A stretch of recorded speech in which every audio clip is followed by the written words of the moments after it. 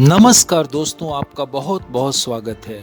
आज हम बात करेंगे एक आकर्षक पक्षी फ्लेमिंगो यानी राजहंस के बारे में। यह एक प्रवासी पक्षी है जो ठंड से बचने के लिए और भोजन की तलाश में प्रवास करता है। दुनिया भर में राजहंस की 6 प्रजातियां पाई जाती है, जबकि भारत में 2 प्रजातियां पाई जाती है। ग्रेटर फ्लेमिंगो यानी बड़ा राजहंस और लेसर फ्लेमिंगो यानी छोटा राजहंस। दुनिया में सबसे अधिक पाए जाने वाले छोटे राजहंस फिनिकोनियस माइनर को 2006 में IUCN रेड लिस्ट में नियर थ्रेटेड के रूप में वर्गीकृत किया गया था। ग्रेटर फ्लेमिंगो भारत के गुजरात राज्य का राज्य पक्षी भी है। जल निकायों में राजहंस के झुंडों को देखना लोगों के मन को प्रफुल्लित कर देता है। यह पक्षी बहुत ही मिलनसार होते हैं और एक दूसरे के साथ बातचीत करने पर पनपते हैं। खुली जगह में स्वाभाविक रूप से इसकी कॉलोनियों की संख्या हजारों में हो सकती है। इसका वैज्ञानिक नाम फोनिकाप्टस रोजेयस है। यह एक भ्रमणशील प्रजाति है। फीडिंग साइट अक्सर अलग अलग देशों में सैकड़ों किलोमीटर की दूरी पर होती है। इन स्थानों पर जाने के लिए ज्यादातर उड़ानें रातों में होती है। सर्दियों में भारत के पश्चिम भागों में इनके झुंड जलाशयों के आसपास दिखते हैं। कुछ कम संख्या में यह मध्य भारत के मैदानी इलाकों के जलाशयों के आसपास भी दिखाई पड़ते हैं।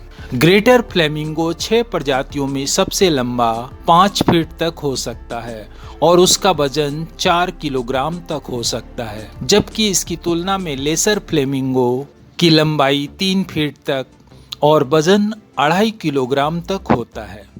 सामान्यतः फ्लेमिंगो के पंखों का फैलाव 37 इंच से लेकर 59 इंच तक हो सकता है। इस पक्षी का पूरा शरीर गुलाबी आभा लिए उजले सफेद रंग का होता है। इसकी गर्दन लंबी, पूंछ तथा पैरों का रंग भी गुलाबी होता है।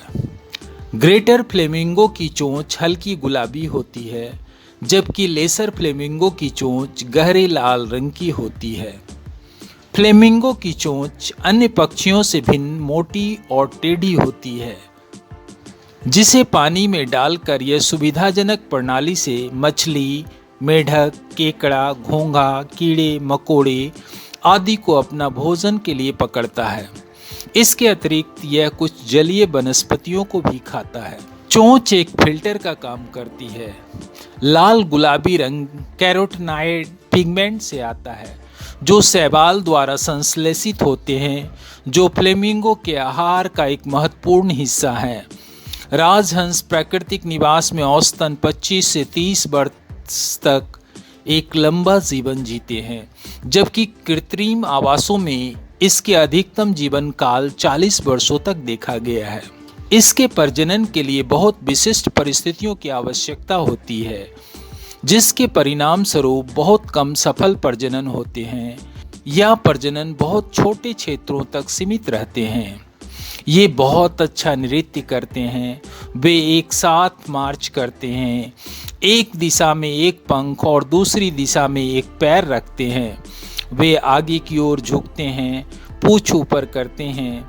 वे आकर्षक लाल और काले रंगों के प्रदर्शन में अपने पंखों को जोर से फड़फड़ाते हैं।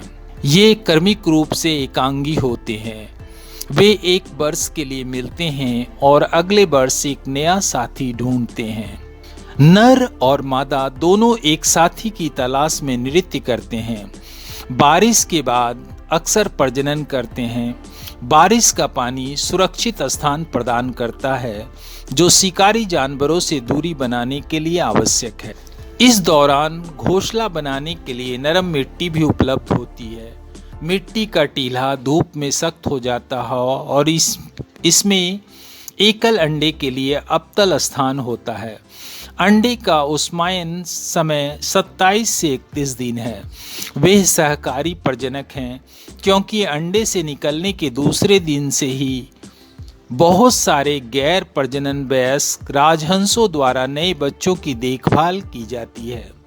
राजहंस 5 से 6 वर्ष की उम्र में प्रजनन के लिए परिपक्व हो जाते हैं। राजहंस विशिष्ट प्राकृतिक आवासों में रहते हैं और इसलिए निवास स्थान का विनाश या परिवर्तन उसकी आबादी के लिए गंभीर खतरा माना जाता है। राजहंस के बिजली की लाइनों से टकराने से उसकी आबादी भी प्रभावित होती है। संरक्षण उपायों में इसके और उसके आवासों की रक्षा उचित प्रबंध शामिल है। बॉम्बे नेचुरल हिस्ट्री सोसाइटी ने फरवरी 2019 में पहली समन्वित राजहंसों के काउंट की घोषणा की। जागरूकता और संरक्षण के लिए इन गुलाबी आकर्षक पक्षियों को 2 दिन समर्पित है। पहला अंतर्राष्ट्रीय राजहंस दिवस जो 26 अप्रैल को मनाया जाता है और दूसरा राष्ट्रीय गुलाबी राजहंस दिवस जो 23 जून को होता है। यदि आपको हमारा वीडियो पसंद आया हो तो इसे लाइक, शेयर एवं सब्सक्राइब अवश्य करें। मिलते हैं अगले वीडियो में। आपका बहुत बहुत धन्यवाद।